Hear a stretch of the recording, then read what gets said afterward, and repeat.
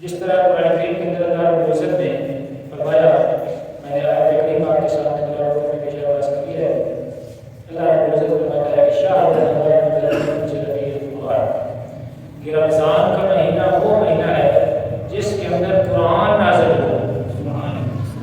مہینے تو سارے اللہ کے ہیں، سب کی فضیلت ہے، لیکن اس ماہ مقدس کا ذکر قرآن میں مختلف جگہوں پر کیا گیا ہے، اور کہیں پہ فرمایا کہ اِنَّا أَنزَلْنَاهُ فِي لَيْلَةِ الْقَدْرِ، یعنی اس ماہ مقدس کی فضیلت ابھی بیان ہو رہی ہے کہ اس مہینہ کے اندر آپ نے قرآن کو نازل کیا اور لیلۃ القدر میں نازل کیا۔ لیلۃ القدر کب ہے؟ ماہ رمضان کے اندر۔ تو لیلۃ القدر خیر من الف شہر، جس کے بارے میں فرمایا کہ لیلۃ القدر 1000 مہینوں سے بہتر ہے۔ کہیں پہ فرمایا کہ شہر رمضان الذی انزل فیہ القرآن، کہ رمضان کا مہینہ ایسا مہینہ ہے جس کے اندر قرآن نازل ہو۔ گویا قرآن اور رمضان کا بڑا ایک کلوز ریلیشن ہے، بڑا قریبی تعلق ہے۔ علماء نے کو بتایا ہے کہ رمضان اور قرآن کا تعلق اس طرح ہے جیسے جسم اور روح کا تعلق ہے، کہ جسم اور روح کا تعلق اس طرح ایک لازم و ملزوم ہوتا ہے، اسی طرح قرآن اور رمضان کا تعلق ایک دوسرے کے ساتھ لازم و ملزوم ہے۔ تو رمضان اگر جسم ہے تو اس کی روح قرآن ہے، روح قرآن ہے، قرآن کی تلاوت کی جاتی ہے۔ اسی لیے علماء نے، صوفیاء نے رمضان کے اندر تلاوت قرآن کریم کی زیادہ فضیلت بیان فرمائی ہے کہ زیادہ سے زیادہ تلاوت کی جائے، قرآن کریم کی تلاوت کی جائے، اور اسی تلاوت کو ہی قائم رکھنے کے لیے جس طرح آقا علیہ السلام نے بھی تراویح فرمائی، خود آپ صلی اللہ علیہ وسلم نے تراویح کی جماعت، تو ویسے آقا علیہ السلام کے بعد شروع فرمائی حضرت عمر فاروق رضی اللہ تعالیٰ عنہ نے باقاعدہ طور پہ، جس پر اجماع امہ ہے کہ چونکہ صحابہ کا عمل بھی شریعت بن جاتا ہے، عمر فاروق رضی اللہ تعالیٰ عنہ نے جماعت کے ساتھ تراویح کو قائم فرمایا، اور اس طرح حکومت کا اس میں اجماع ہو گیا۔ تو اس طرح رمضان کے اندر تراویح کی نماز جب پڑھی جاتی ہے تو پورا قرآن تلاوت کیا جاتا ہے، تلاوت کلام مجید، رات کو قیام کیا جاتا ہے، اور قیام کے اندر اللہ رب العزت کے قرآن کی تلاوت سنی جاتی ہے، پڑھا جاتا ہے قرآن کریم، سنی جاتی ہے تلاوت۔ تو حدیث پاک کے اندر آتا ہے کہ من صام رمضان ایمانا و احتسابا غفر له ما تقدم من ذنبه، کہ جس نے رمضان کے اندر ایمان اور احتساب کی حالت میں روزے رکھ لیے، اس کے لیے اتنی بڑی خوشخبری دے دی کہ غفر له ما تقدم من ذنبه، کہ اس کے سارے پچھلے گناہ معاف کر دیے جاتے ہیں۔ کتنی بڑی رحمت، کتنی بڑی خوشخبری، کتنی بڑا مدعا یہاں فضا ہے کہ انسان ایمان اور احتساب کی شرط رکھی کہ ایمان اور احتساب کے ساتھ اگر انسان روزے رکھ لے، غفر له ما تقدم من ذنبه، آقا نے جو زبان صادق ہے آقا علیہ السلام کی، آقا نے جو سچے اور امین اور صادق اور امین جن کا لقب ہے، جو اللہ کے محبوب ہیں، جو ہمارے نبی ہیں، آقا مولا ہیں، جن کی زبان کے اوپر حق بولتا ہے، وہ فرما رہے ہیں کہ اس کے لیے خوشخبری یہ ہے کہ جو رمضان کے اندر ایمان اور احتساب کے ساتھ روزے رکھ لے، اس کے لیے خوشخبری یہ ہے کہ غفر له ما تقدم من ذنبه، کہ اس کے پچھلے سارے صغیرہ گناہ معاف کر دیے جاتے ہیں۔ علماء نے یہاں پہ صراحت کی ہے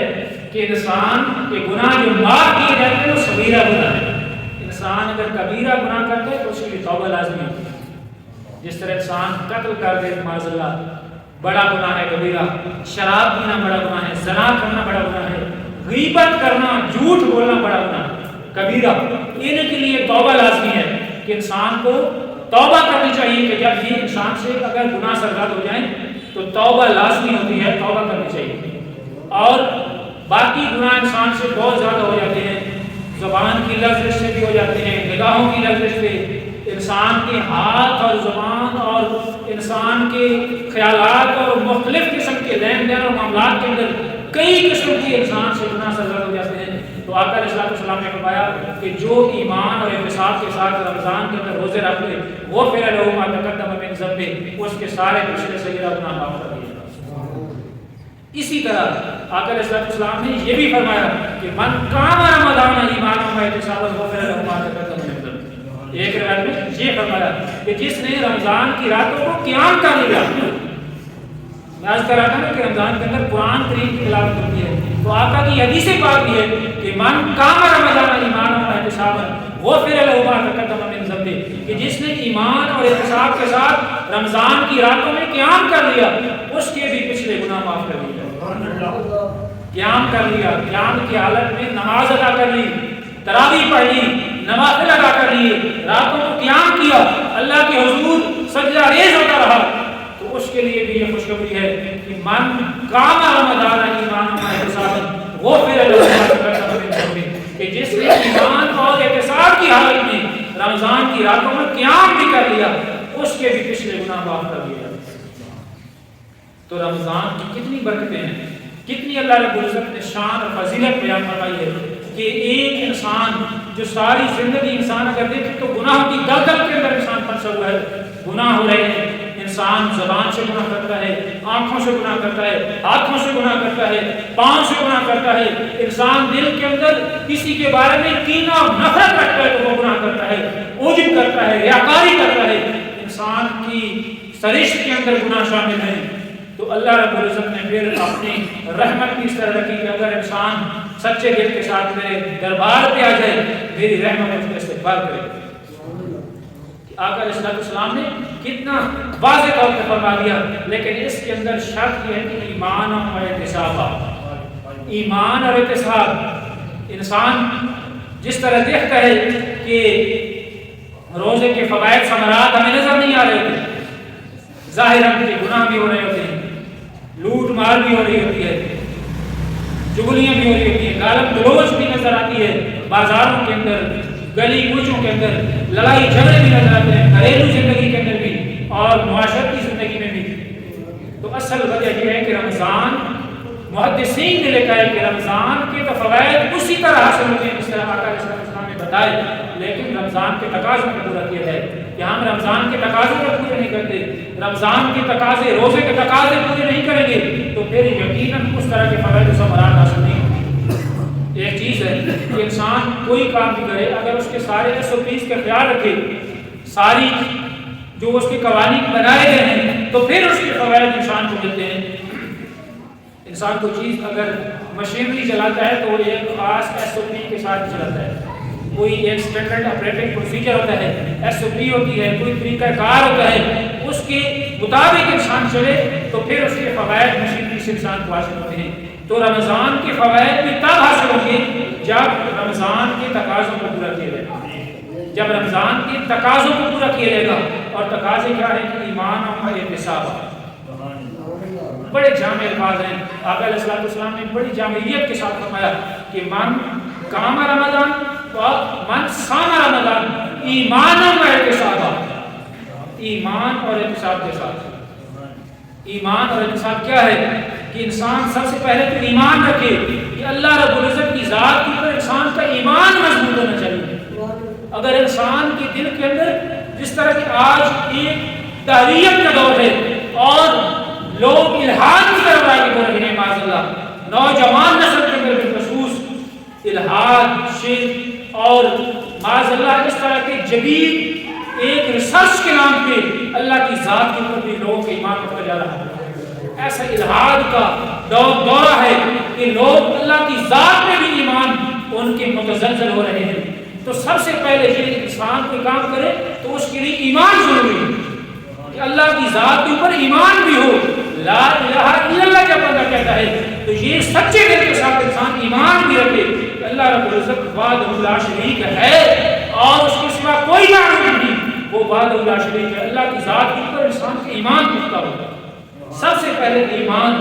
اور یہ ایمان بھی رکھے کہ جو اللہ رب العزت نے برکات عطا کی ہیں، جو اللہ رب العزت نے رمضان کی برکتیں بتائی ہیں، جو محبوب کریم نے برکتیں بتائی ہیں وہ سچی ہیں، ان کے اوپر ایمان رکھے اور اللہ کے پیارے حبیب کی لائی ہوئی بشارتوں کے اوپر سچا انسان کا ایمان ہو، یقین ہو کہ میرے محبوب نے سچ فرمایا۔ سب سے پہلے تو یہ انسان کی دل اور ایمان کوئی بیرونی چیز نہیں ہے، کوئی حصی یا جسمانی یا مادی چیز نہیں ہے کہ انسان کو نظر آئے کہ ایمان ہے۔ ایمان ایک جذبے کا نام ہے، ایمان ایک سوچ کا نام ہے، ایمان ایک عقیدے کا نام ہے، ایمان انسان کے دل کے ارادے کا نام ہے، ایمان انسان کی فکر کا نام ہے، انسان کی سوچوں کے اندر، انسان کے دل کے اندر رب تعالیٰ کا یقین کتنا ہوتا ہے، اور وہ انسان اور اللہ کے ایمان مانتا ہے۔ انسان بے شک ساری زندگی نمازیں پڑھتا رہے، حج ادا کرتا رہے، زکاتیں دیتا رہے، صدقے خیرات کرتا رہے، لیکن اس کا ایمان پختہ نہیں ہے، اس کے اندر ایمان مضبوط نہیں ہے، اس کا اللہ کی ذات کے اوپر یقین نہیں ہے، تو ہر چیز رہ نہ جائے گی، ہر چیز رہ نہ جائے گی، کیونکہ سب سے پہلے ایمان ہے۔ ایمان نہیں ہوگا تو عبادتیں، روزے کسی کام کی نہیں ہوگی، کیونکہ جب رب کے اوپر ایمان ہی نہیں ہے تو بندہ مسلمان ہی نہیں۔ تو سب سے پہلے آقا نے بتایا کہ ایمان ہوگا احتسابا، کہ سب سے پہلے اس کا ایمان مضبوط ہونا چاہیے، اور ہمیں بھی اپنے گریبانوں میں جھانکنا چاہیے، اپنے دل کی کسوٹی کو پرکھنا چاہیے، اور اپنے ایمان کو پرکھنا چاہیے کہ ہم کتنے پانی کے اندر ہیں۔ ہم کسی اور کی ہمارے پاس پیمانہ نہیں ہے، انسان کا پیمانہ اس کا اپنا دل ہے، اس کا دل درائی دے گا کہ میرا رب کے پر کتنا ایمان ہے۔ تو سب سے پہلے ضروری ہے کہ ہمارا ایمان اللہ کی ذات پر مضبوط ہو۔ جتنا مصمم ارادہ ہوگا، جتنا مضبوط ایمان ہوگا، اتنا زیادہ عبادت کے اندر لذت بھی نصیب ہوگی، حلاوت بھی نصیب ہوگی، ایمان کا ذائقہ بھی نصیب ہوگا۔ تو سب سے پہلے ضروری ہے کہ انسان ایمان رکھے۔ علامہ نے ہمیں کہ یقین محکم عمل پیغام محبت فاتحہ، سب سے پہلے یقین محکم، یقین محکم، ایمان، اتحاد، تنظیم، قائداعظم کا بھی فرمان ہے،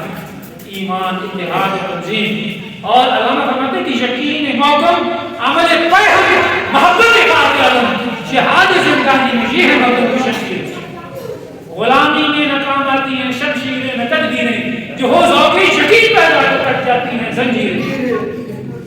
یہ ہے ایمان۔ علامہ اقبال درس دے رہے ہیں، سب سے پہلے بتا رہے ہیں کہ یقین محکم، انسان کا ایمان ہو، یقین ہو، اللہ کی ذات کے اوپر غیر متزلزل ایمان ہو۔ یقین اور ایمان اگر آج دیکھنا ہے تو فلسطین کے اندر، غزہ کے اندر جو لوگ شہادتیں دے رہے ہیں، ان کے ایمان کو دیکھ رہے ہیں۔ آج کے دور میں وہ سب سے بڑے مومن ہیں کہ جو اپنا جان مان، اپنی سب کچھ قربانیاں دے رہے ہیں،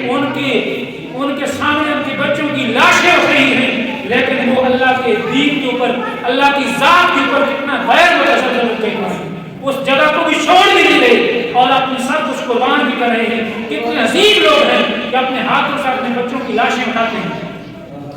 اپنے ہاتھوں سے۔ ہم تو چند دنوں کے اندر کچھ آوازیں بلند کر کے خاموش ہو گئے، دنیا تو سو گئی، لیکن آج بھی وہاں پہ دیکھیں اسی طرح قتل و غارت جاری ہے، شہادتیں ہو رہی ہیں۔ ایک چھوٹا سا واقعہ میں نے دیکھا کہ ایک چھوٹا سا بچہ بتا رہا تھا کہ ہم نے سحری کے لیے کوشش کی، ہم اٹھے، رمضان کا پہلا روزہ آیا اور ہماری امی نے ہمارے لیے سحری بنائی، اور ہم روزہ رکھنے ہی والے تھے کہ اچانک ہم ابھی ٹیبل کے اوپر کھانا لگ گیا، ہم سحری کر رہے تھے، کھانا لگا تو کیا ہوا کہ ہم بیٹھ کے، بابا بھی بیٹھ کے، امی بھی بیٹھ گئی، ہم بھائی بھی بیٹھ کے، اچانک دھماکہ ہوا اور مجھے نہیں پتا کہ پھر کیا ہوا۔ وہ بچہ بتاتا ہے کہ پھر میری آنکھ، مجھے ہوش کر وہ ہسپتال کے اندر جا کے آیا، میری آنکھ کھلی، میں نے پوچھا، میرے ساتھ میرے بابا تھے، میں نے اس سے جب پوچھا وہ بھی زخمی تھے، تو میرے بھائی اور بہن کی طرح میری ماما کے انہوں نے بتایا کہ وہ اللہ کو پیارے تھے۔ رمضان کا پہلا روزہ بھی رکھنا نصیب نہ ہوا، اور ان کی حالت دیکھیں، ان کا ایمان دیکھیں۔ آج اگر دیکھنا ہے تو ان کا ایمان بہت اعلیٰ درجے کے ایمان کے اوپر فیض ہے کہ غزہ کے اندر مسلمان قربانیاں دے رہے ہیں، سب کچھ قربان کر رہے ہیں، کس لیے؟ اللہ کے دین کے لیے، اللہ کے نام کے اوپر سب کچھ قربان کر رہے ہیں۔ تو سب سے پہلے ضروری ہے کہ انسان کا ایمان مضبوط ہو، ایمان غیر متزلزل ہو، یقین محکم ہو، اور پھر عمل پیام ہو، پھر انسان عمل بھی کرے، کیونکہ عمل سے زندگی بنتی ہے، جنت بھی جہنم بھی۔ یہ خاکی اپنی فطرت میں نہ نوری ہے نہ ناری، کہ عمل انسان کرے، پہلے یقین ہو، پھر عمل پیام، اور پھر انسان کے دل کے اندر محبت فاتح عالم بھی ہو۔ فاتح عالم آقا علیہ السلام کو کہا ہے علامہ اقبال نے کہ محبت فاتح عالم، سرکار دو عالم کی محبت دلوں کے اندر بسا لیں، یقین مضبوط کر لیں، عمل کے میدان میں آگے بڑھیں، اور پیارے آقا کی محبت دلوں کے اندر بسا لیں۔ اگر یہ تمہارے پاس چیزیں آ گئی تو دنیا کے اوپر چھا جاؤ گے، جہاد زندگانی زندگانی میں یہ ہیں مردوں کی شمشیریں. جہاد زندگانی میں اگر زندگی کی اس دوڑ کے اندر زندگی کی جد و جہد کے اندر دیکھنا ہے تو یہ تین چیزیں علامت بعد میں زندگی کے نچوڑ بتایا ہے کہ تین چیزیں جو بڑے مفکر ہیں, بڑے فلسفی ہیں مسلمان قوم کے اور پورے عالم کے اندر جن کو جانا جاتا ہے, انہوں نے یہ تین چیزیں بتائی ہیں کہ یقین محکم, عمل پیہم, محبت خاک عالم, کہ یقین کر لو. ایمان سب سے پہلے ضروری ہے کہ اللہ کی ذات میں مضبوط ایمان کرو. عمل پیہم, پھر مسلسل عمل کرتے رہو اللہ کی رضا کے لیے. تمہارا ہر کام پھر اللہ کی رضا کے لیے ہو. کہ کافر ہے تو شمشیر پہ کرتا ہے بھروسہ, مومن ہے تو بے تیغ بھی لڑتا ہے سپاہی. جن کے پاس تلوار بھی نہیں ہے, اسلحہ بھی نہیں ہے, لیکن بے تیغ بھی لڑ رہے ہیں, وہ اصل مومن ہے. کہ کافر ہے تو شمشیر پہ کرتا ہے بھروسہ, مومن ہے تو بے تیغ بھی لڑتا ہے سپاہی. تو انسان کے لیے یہ چیزیں ہیں کہ عمل پیہم اور پھر محبت خاک عالم, سرکار دو عالم کی محبت دلوں کے اندر بسا لیں تو زندگی کے اندر کامیاب ہو جائے. یہی تمہارے لیے, یہی جہاد زندگانی میں یہ ہے مردوں کی شمشیریں, کہ یہ مردوں کے لیے, بندہ مومن کے لیے تلواریں ہیں, شمشیریں ہیں. تو سب سے پہلے یقین,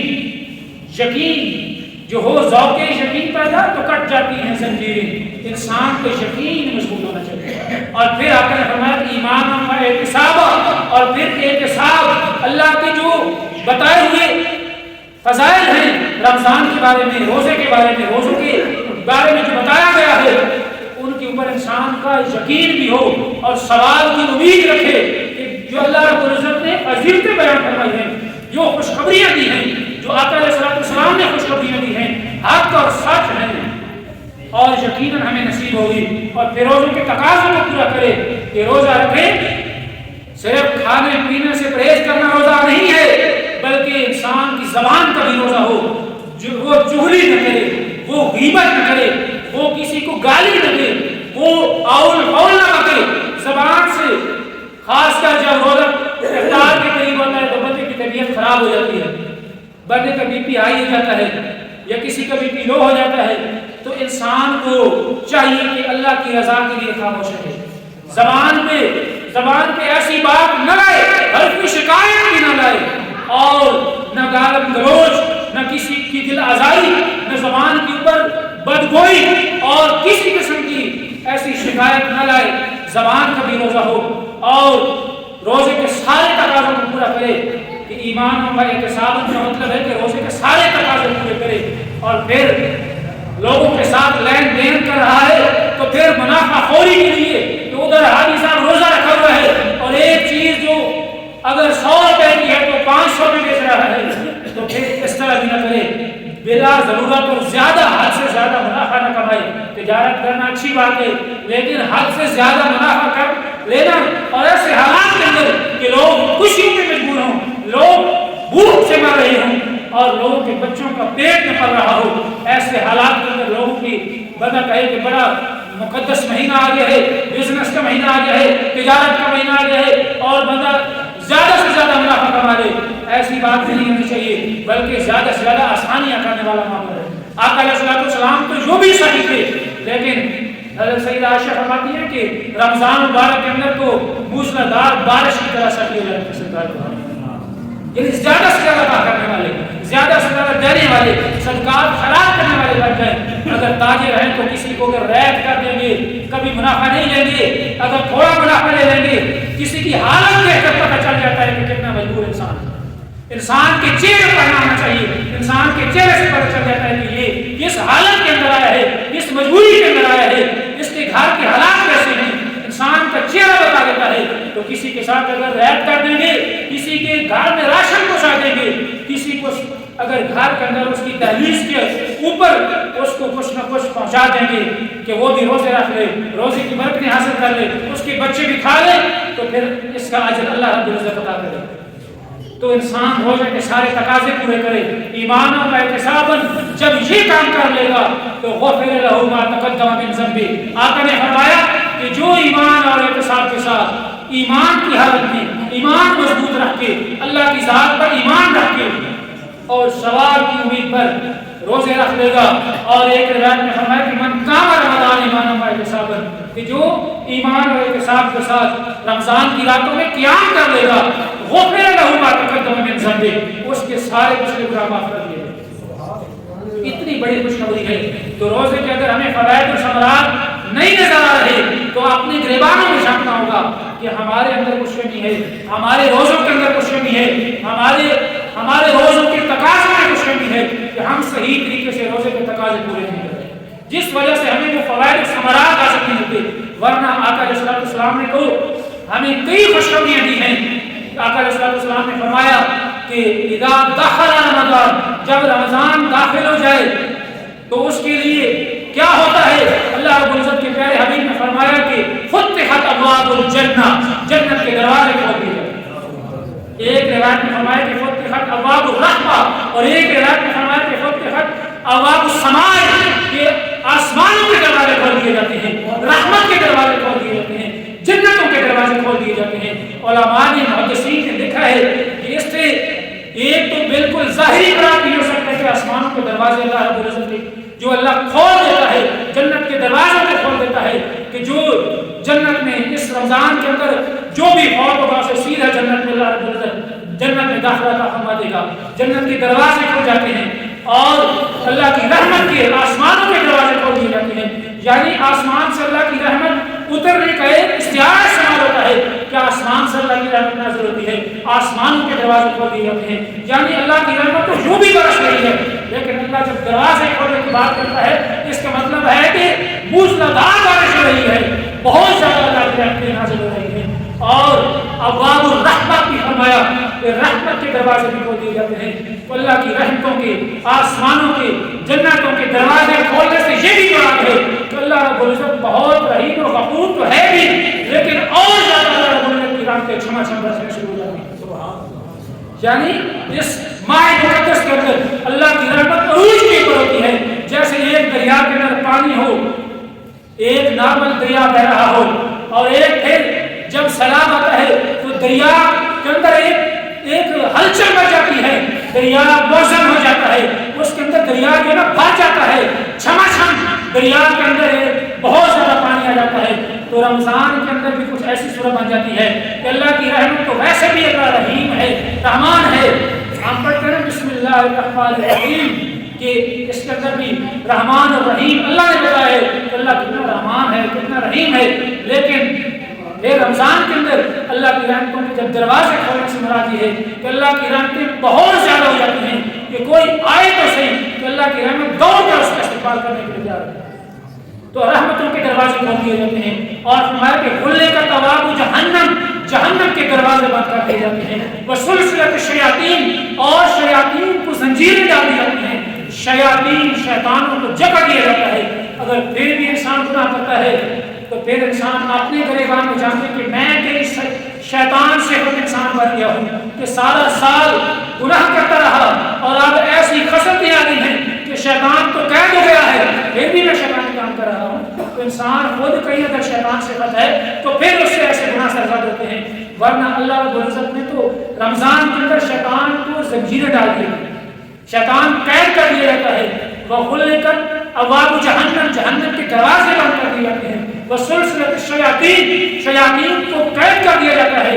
کہ رحمتوں کے دروازے کھلے ہوں، شیطان قید کر دیا جائے، جنت کے دروازے کھلے ہوں، آسمانوں کے دروازے کھلے ہوں، جہنم کے دروازے بند ہوں، تو پھر کس چیز کی کمی رہ جاتی ہے؟ تو اللہ رب العزت کے پیارے حبیب نے یہ بھی بتایا کہ میری امت کے لیے رمضان جو حدیث کا مفہوم ہے کہ آقا علیہ السلام نے فرمایا کہ رمضان کے اندر 5 خصوصی شفقتیں رحم کے اللہ رب العزت فرماتا ہے کہ خصوصی طور پر جو میری امت کو اللہ رب العزت کے پیارے حبیب نے بتایا کہ میری امت کے لیے پیکیج ہے خصوصی، ایک یہ کہ روزہ دار کے منہ کی بو اللہ رب العزت کو مشک سے زیادہ پیاری ہوتی ہے، مشک سے زیادہ عزیز ہوتی ہے، اچھی لگتی ہے روزہ دار کے منہ کی بو۔ اور پھر فرمایا کہ روزہ دار کے لیے صبح سے لے کے شام تک، یعنی سحری سے لے کر افطاری تک روزہ دار کے لیے فرشتے مغفرت کی دعا کرتے ہیں، فرشتے مغفرت کی دعا کرتے رہتے ہیں کہ انسان سویا ہوا ہے روزہ رکھ کے سو جائے، لیکن اس کے لیے فرشتے مغفرت کی دعا کرتے ہیں، فرشتے مغفرت کی دعا کرتے رہتے ہیں۔ آقا نے فرمایا کہ رمضان کے اندر خصوصی طور پہ جنت کو سجایا گیا ہے، خصوصی طور پہ، خصوصی جس طرح کوئی اہتمام ہو، کوئی ایونٹ ہو، کوئی سرگرمی ہو تو خصوصی طور پہ کسی گھر کو سجایا جاتا ہے، کہیں پہ شادی ہو تو بڑی لائٹیں کی جاتی ہے، تو اللہ رب العزت حکم دیتا ہے کہ جنت کو سجا دو، خصوصی طور پہ جنت کو سجایا جاتا ہے رمضان کے اندر. اور اللہ رب العزت فرماتا ہے کہ اے جنت آراستہ و پیراستہ ہو جا، ان قریب میرے بندے دنیا کی تھکاوٹ سے فارغ ہو کر تیرے اندر آرام کرنے کے لیے، دنیا کی تھکن سے ان کے جسم چور ہو جائیں گے، وہ آرام کرنے کے لیے تیرے اندر آئیں گے. تو اللہ رب العزت خصوصی طور پہ جنت کو سجا دیتا ہے. اور اسی طرح شیاطین کو، سرکش جنوں کو جگہ دیا جاتا ہے. اور پانچویں بات کہ اللہ رب العزت رمضان کی جب آخری رات آتی ہے تو سب کی مغفرت کر دیتا ہے، سب کی مغفرت فرما دیتا ہے. صحابہ نے عرض کی یا رسول اللہ، کیا اس دن وہ لیلۃ القدر ہوگی، وہ رات آخری شام جو رمضان کی آخری شب آتی ہے، کیا وہ لیلۃ القدر ہوگی؟ آقا نے فرمایا نہیں، جب بندہ کوئی مزدوری کر لیتا ہے، کوئی مزدوری کر لیتا ہے تو اس کو اس کا اجر دیا جاتا ہے. لہذا جب سارا مہینہ اللہ کے بندے محنت اور مشقت کرتے ہیں، راتوں کو مصلی کے اوپر کھڑے رہتے ہیں، رات کے حضور قیام کرتے ہیں، قرآن کی تلاوت کرتے ہیں، توبہ استغفار کرتے رہتے ہیں، بھوک اور پیاس برداشت کرتے رہتے ہیں، حلال اور طیب رزق ان کے سامنے ہوتا ہے لیکن کھاتے نہیں ہیں، ان کا دل کرتا ہے کہ اللہ کی رضا کے لیے نہیں کھاتے. جو مشقت برداشت کرتے ہیں، محنت اور مزدوری کرتے ہیں، تو پھر ان کو صلہ دیا جائے گا. اللہ رب العزت ایک رحمت عام کا اعلان فرما دے گا اور سب کی مغفرت فرما دے گا. ایسی بشارتیں، ایسی مغفرتیں، ایسی اللہ رب العزت کی رحمتیں اس مہینے کے اندر برستی ہیں. تو اللہ رب العزت ہمیں اس ماہ مقدس کی رحمتیں سمیٹنے کی توفیق عطا فرمائے.